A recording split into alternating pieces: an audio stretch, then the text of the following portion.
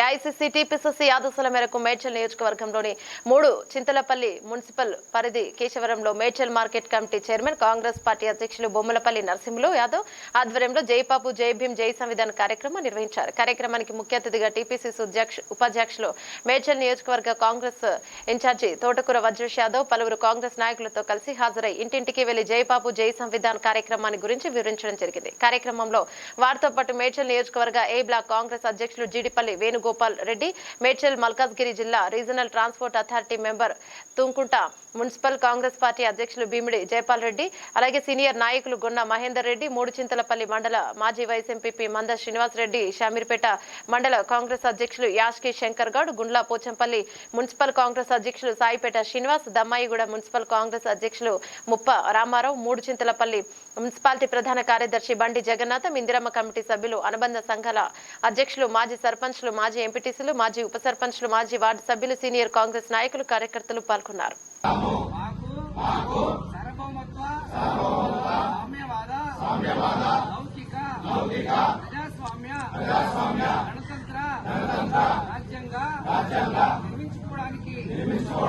సాంఘిక ఆర్థిక న్యాయాన్ని ఆలోచన భావ ప్రకటనను అంతస్తుల్లోనూ అవకాశాల్లోనూ సమానత్వాన్ని కల్పించడానికి కుల మత ప్రాంత వర్ణ లింగ ధనిక పేద లాంటి ఏ రకమైన భేదాలు లేకుండా అందరికీ సమాన హక్కులు బాధ్యతలు రాజ్యాంగం కల్పించింది. ఇటీవల పరిణామాలు రాజ్యాంగ స్ఫూర్తిని దెబ్బతీస్తూ ప్రజాస్వామ్య విలువలను సమాజంలో అశాంతి నెలకొల్పుతున్నాయి.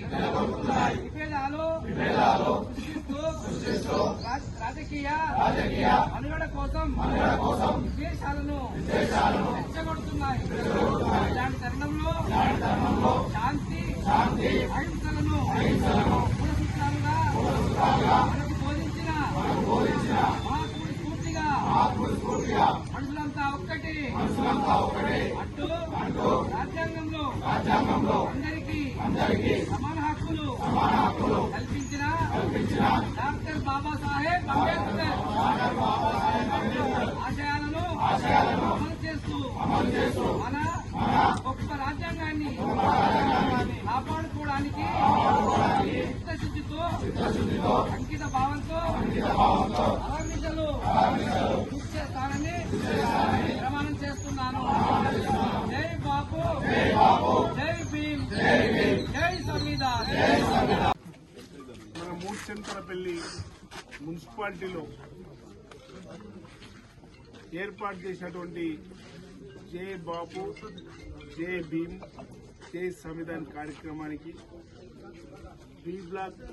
ఏ బ్లాక్ అధ్యక్షులు వేణుగోపాల్ రెడ్డి గారు, అదేవిధంగా మార్కెట్ చైర్మన్ నరసింహ యాదవ్ గారు, మహేందర్ రెడ్డి గారు, లక్ష్మారెడ్డి గారు, మిగతా వెంకటేష్ అన్న, మిగతా సోదరులందరూ, మా అమ్మలు అక్కలందరూ కూడా బ్రహ్మాండంగా చేసినాం. మా నరసింహ గారు, మిగతా అందరికి కూడా ఈరోజు ప్రభుత్వం తీసుకున్నటువంటి నిర్ణయం, గౌరవ ముఖ్యమంత్రి గారు ఏదైతే నిర్ణయం తీసుకున్నారో ఆ నిర్ణయాన్ని ప్రతి ఇంటికి తెలియజేయాలని చెప్పి ఈ పాంప్లెట్లు తీసుకుని ఉదయం 6 గంటల నుంచి ఇప్పటిదాకా ఇంటింటికి తిరుగుతూ ఉన్నాం. దీంట్లో మా సోదరిమణి, మా పెద్ద మనుషులు అందరూ కూడా శూన్యంగా ఈ గ్రామంలో 100 ఇండ్లు వచ్చినాయి. ఇంద్రమ్మ ఇండ్లు 100 ఇండ్లు వచ్చినాయి. 100 ఇండ్లు కూడా కాలాలు లేపుకొని పనిచేస్తూ ఉన్నాయి. దానితో పాటు మా గౌరవ ముఖ్యమంత్రి గారు ఇచ్చిన మాట ప్రకారం డబుల్ బెడ్రూమ్ ఇల్లు ఇయ్యగా ఆర్టీసీ ఉచితంగా బస్సు ప్రవేశపెట్టింది. మా మహిళా సోదరి వాళ్ళు అందరూ కూడా ఆర్టీసీ బస్సులో తిరుగుతూ ఉన్నారు. దానితో పాటు ఆరోగ్యశ్రీ, ఎవరైతే ఆరోగ్యం బాగలేకుండా ఇబ్బంది జరుగుతూ ఉందో వాళ్ళందరికీ కూడా ప్రతి పేదవాడికి ఆరోగ్యశ్రీ ఇప్పిస్తా ఉన్నాం. దానితో పాటు మొన్ననే రుణమాఫీ అయ్యింది, రైతు బంధు పడతా ఉంది, రేషన్ కార్డు కూడా ఇవ్వడానికి ఎవరికైతే రేషన్ కార్డులు లేవో అవి కూడా తయారు చేస్తా ఉన్నాం ప్రభుత్వం తరఫున. మరి మొన్నటి చక్కటి స్కీము ప్రతి ఇంటికి సన్న బియ్యం కూడా సప్లై చేస్తా ఉన్నాం.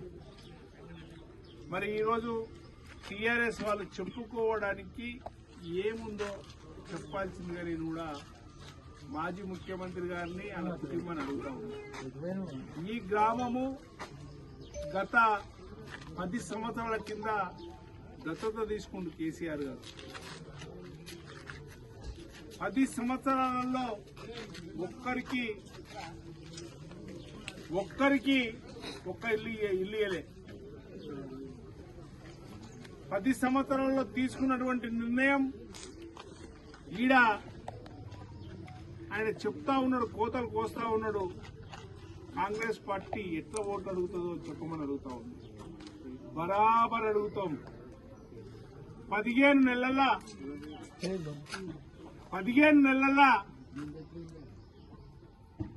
మేము చేసిన పని, మా ముఖ్యమంత్రి గారు చేసిన పని, ప్రతి ఇంటికి పోతే వాళ్ళ ముఖానికి ఈ నియోజకవర్గంలో ఒక్క ఇల్లు కూడా ఇయ్యలే. మా ముఖ్యమంత్రి గారు 3,500 ఇల్లు ఇచ్చింది. అదేవిధంగా ఏ ఊరికన్నా పోదాం, మేమేం చేసినామో చెప్తాం. ఈ నియోజకవర్గానికి 1,200 కోట్లతోని డెవలప్మెంట్ జరుగుతూ ఉంది. ఒక్కొక్క ఆయన అంటా ఉంటాడు ఏం చేసిండు ముఖ్యమంత్రి అని. మరి ఎవరు చేసిండ్రు? మీ తాత చేసిండా? సన్న బియ్యం ఎవరిస్తున్నారు? ఇప్పుడు మా ముఖ్యమంత్రి లేకుండా ఎవరిస్తున్నారు?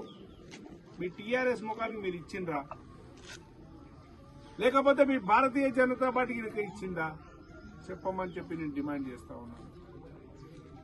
గౌరవ ముఖ్యమంత్రి గారు ఏవైతే ఎలక్షన్లు వాగ్దానం చేసిండో 22,000 కోట్లు